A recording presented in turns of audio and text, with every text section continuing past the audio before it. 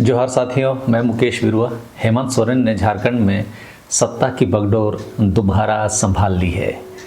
28 नवंबर को राज्य के 14वें मुख्यमंत्री के तौर पर शपथ लेने के बाद मंत्रिपरिषद की पहली बैठक में सरकार ने कोयला कंपनियों पर राज्य सरकार के 1.36 लाख करोड़ रुपए बकाया की वसूली के लिए केंद्र सरकार और केंद्रीय उपक्रमों के खिलाफ कानूनी कार्रवाई शुरू करने का फैसला लिया। हेमंत सोरेन केंद्र सरकार पर इस बकाया राशि के बारे में पिछले सरकार के समय से ही आवाज़ उठाते रहे हैं। उन्होंने कहा कि झारखंड जैसे देश के पिछड़े राज्य में सामाजिक सुरक्षा अत्यंत महत्वपूर्ण है। इसके लिए अपना आर्थिक स्रोत बढ़ाने की ज़रूरत है। ज्ञात हो, इससे पहले भी 2 अक्टूबर को प्रधानमंत्री नरेंद्र मोदी के झारखंड दौरे से ठीक पहले हेमंत सोरेन ने प्रधानमंत्री के नाम एक खुला पत्र जारी किया था। इसके जरिए हेमंत सोरेन ने कोयला कंपनियों पर राज्य सरकार का 1,36,000 करोड़ रुपए बकाया के दावे के साथ कहा था कि झारखंड का यह हक कब मिलेगा। उन्होंने अपने पोस्ट में यह भी कहा था कि यह हक समस्त झारखंडियों का है। यह हमारी ज़मीन और हमारी मेहनत का पैसा है। इसे मांगने पर बिना किसी कारण मुझे जेल में डाला गया। हेमंत सोरेन ने इस बकाया राशि के नहीं मिलने से राज्य के विकास में बाधा उत्पन्न होने की बात कही है। विधानसभा चुनाव के प्रचार के दौरान भी हेमंत सोरेन और कल्पना सोरेन ने इस मामले को पुरजोर उछाला था। हालांकि लोकसभा चुनाव के दौरान पूर्व मुख्यमंत्री जो अभी भाजपा में चले गए हैं, चंपई सोरेन ने भी इस राशि की बात लगातार उठाते रहे थे। हेमंत सोरेन का कहना है कि यदि कोयला कंपनियों द्वारा राज्य के वैध बकाया का समय पर भुगतान कर दिया जाता तो झारखंड के लोग सामाजिक क्षेत्र की विभिन्न योजनाओं का लाभ उठा सकते थे।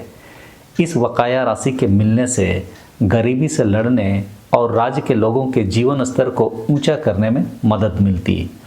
1,36,000 करोड़ रुपए का बकाया प्राप्त करने के लिए हेमंत सोरेन सरकार को वैसे ही कम पापड़ बेलने नहीं पड़े हैं। इसके लिए हेमंत सोरेन की झारखंड सरकार सुप्रीम कोर्ट गई थी और सुप्रीम कोर्ट ने ही राज्य सरकारों को माइनिंग लीज पर टैक्स लगाने का अधिकार दिया और जो बकाया राशि है उसे भी प्राप्त करने का अधिकार राज्य सरकारों को मिला। सुप्रीम कोर्ट ने यह फैसला सुनाया था कि राज्यों को 1 अप्रैल 2005 से खनन कंपनियों से रॉयल्टी का बकाया मिलेगा। झारखंड को जो बकाया राशि है उसमें राजस्व का 2,900 करोड़ रुपए जो 2007 से लेकर 2021 तक का होगा वो मिलेगा। 2000 से 2017 तक का पर्यावरणीय क्षतिपूर्ति 32,000 करोड़ रुपए मिलेंगे। 2009 से 2019 तक का भूमि अधिग्रहण के मध्य में 1,01,142 करोड़ रुपए मिलेंगे। इस तरह कुल 1,36,000 करोड़ रुपए 2007 से 2021 तक के बकाया के रूप में झारखंड को मिलेंगे। इस राशि के बारे में हेमंत सोरेन लगातार मुख्यमंत्री बनने के बाद केंद्र सरकार से मांग कर रहे थे, लेकिन मोदी सरकार के इरादे कभी भी जनता के पैसे को राज्य को वापस देने की बात नहीं की। मतलब झारखंड के पैसे पर पालती मारकर बैठे रहे। इतिहास में जाएं तो 29 दिसंबर 2019 को सत्ता में आने के बाद से ही मुख्यमंत्री हेमंत सोरेन हर मंच पर 1,36,000 करोड़ रुपए का बकाया वापस देने की मांग उठाते रहे हैं। कोयला मंत्री प्रहलाद जोशी को पत्र लिखने और प्रधानमंत्री की अध्यक्षता में हुई नीति आयोग की बैठक में मुख्यमंत्री ने इस बात को रखा था। विकास पर असर पड़ने की बात हेमंत सोरेन ने की थी। 13 नवंबर 2021 को मुख्यमंत्री हेमंत सोरेन ने तत्कालीन केंद्रीय कोयला मंत्री प्रहलाद जोशी के साथ कोल माइंस से जुड़े विभिन्न मुद्दों को उठाया था। 26 मार्च 2022 को मुख्यमंत्री ने प्रहलाद जोशी को पत्र लिखा था। कहा था कि बकाया भुगतान न होने से राज्य में सामाजिक आर्थिक विकास परियोजनाओं के कार्यान्वयन में असर पड़ रहा है। 2024-25 के बजट में झारखंड की उपेक्षा करने का आरोप लगाते हुए हेमंत ने कहा था कि राज्य के बकाये पर सभी भाजपा नेता चुप हैं, जबकि ज़्यादा संख्या में झारखंड से वही लोग सांसद हैं। बिहार और आंध्र प्रदेश को विशेष पैकेज मिला तो झारखंड को सिर्फ अपना बकाया ही दे देते। 25 नवंबर 2022 को राज्यों के वित्त मंत्री और सचिवों की बैठक और 3 मार्च 2022 को प्री बजट बैठक में डॉक्टर रामेश्वर उरांव ने भी 1,36,000 करोड़ रुपए भुगतान किए जाने की मांग की थी। झारखंड खनिज उत्पादन की दृष्टि से भारत में सर्वोच्च स्थान पर है।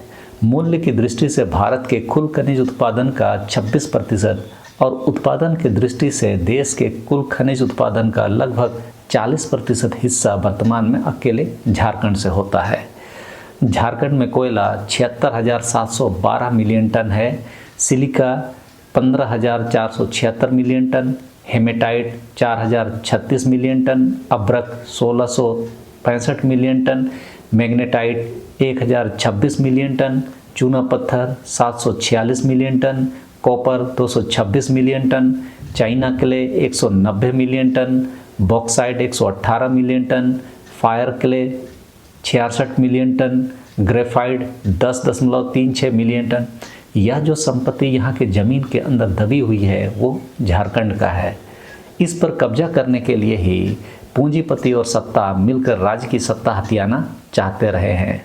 हेमंत सोरेन के इरादों से यह लग रहा है कि इस बार पुनः ये केंद्र की मोदी सरकार को सुप्रीम कोर्ट में घसीटेंगे।